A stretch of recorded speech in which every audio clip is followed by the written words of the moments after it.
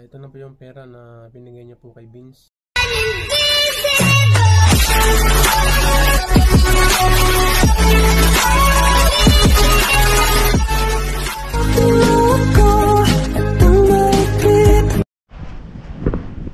Yo, what's up? Magandang tanghali at magandang hapon pala. Bali, 12:51. At tapos lang namin mag-lunch. At dun nga sa sa vlog ko sa kay Kuya, kay Utol, na yung iniinda niyang sakit sa kidney. Kagabi meron akong vlog kagabi, may mga nag-comment. Ay, maraming salamat sa mga nag-comment. At meron ding nagpaabot ng tulong, may nag-message sa akin sa Messenger at hinihingi yung yung GCash ko. At salamat kay Kuya Antonio, nagpadala siya ng 1,020. At kay Kuya Jit, bali nag-send din siya ng 2,834.50. Ayan, salamat kay Kuya Antonio at kay Kuya Jit. At maya-maya tawagan ko si Kuya at sabihin kong merong nagpaabot ng tulong para sa kanya.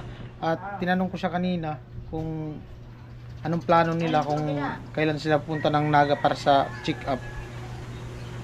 Sabi niya, pagdating daw ni misis niya, pag-usapan daw nila kung kailan sila magbibiyahe. Kasi parang pa din siya ng pandagdag. At sabi ko, magbibigay din naman ako. So ayan, at salamat sa mga viewers, sponsor na nagpaabot ng tulong para sa kanya. At tatawagan ko lang kung mag-ring, makontak ko. Ito. Tatry kong tawagan kung nagre-ring.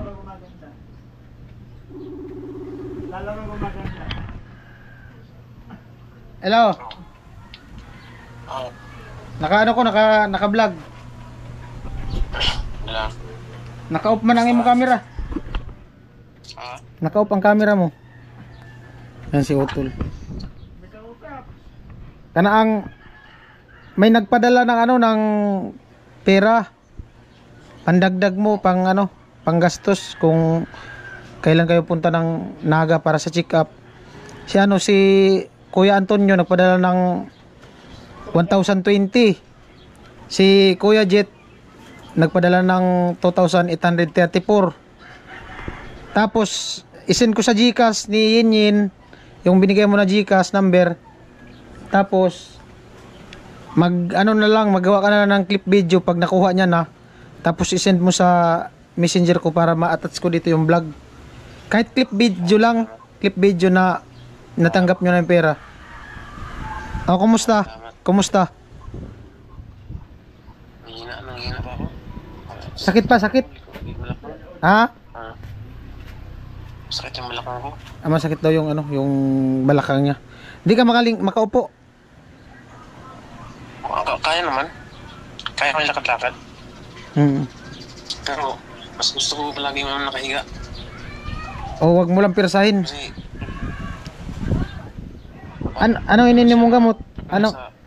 Anong iniinom mong gamot? Anong iniinom mong gamot? Naresita yung doktor sa Anamris. Para sa pinag-liver. Maglaga daw ng sambong.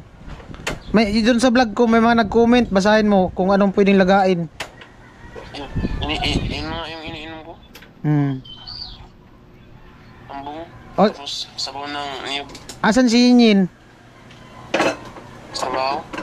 Sige, i-send na lang na ako sa GCash number, tapos i-screenshot ko, i-send ko sa imo. Sige. Sino may napadala? Kuya Antonio, salamat. Kuya Antonio, tapos Kuya Jit. Anong ulam? Kuya Antonio, Kuya Jit, maraming salamat po. Salamat po, malaking bagay po yun para sa akin kasi kailangan ko po talaga ng pera. Sakit kasi yung ko.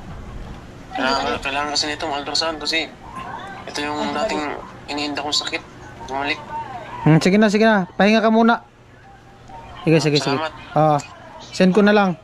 Tapos yung dagdag ko, pag tutuloy na kayo, mag-message ka lang. Sige. Alright, at salamat sa sa mga viewers na nagpaabot ng tulong kay Tulpaps. Ayan. Hindi man siya yung payat, yung katawan niya okay naman, ang kaso lang bumalik nga yung niya sa kidney, yung iniinda niya. So maraming nag-comment doon ganito ganyan. Ayan. At maraming salamat po sa mga nag-comment na nagsasuggest ganitong gawin niyan. Yan po, abangan na lang po kung kasi pag natuloy na silang bumiyahe papuntang Naga magpa-check up, pupuntahan ko din sila ng Naga para ma-update ko din po kayo at diretso makita ko siya, makumusta ko kung ano talaga yung niya, malaman natin kung ano yung ng doktor, Ayan. Abangan lang po tayo sa mga next vlog para sa kanya update. At ayun nga po, bali yung lahat-lahat na pinadala ni Kuya Jit at saka ni Kuya Antonio nagkalaga ng 3,854. So ang isend ko, gagawin ko ng 4,000 kasi may balance pa naman yung ko GCash. Tapos pag kung na pag-usapan nila mag-asawa, dadagdagan ko para sa pang pumasahe, tapos pupunta din naman ako ng Naga.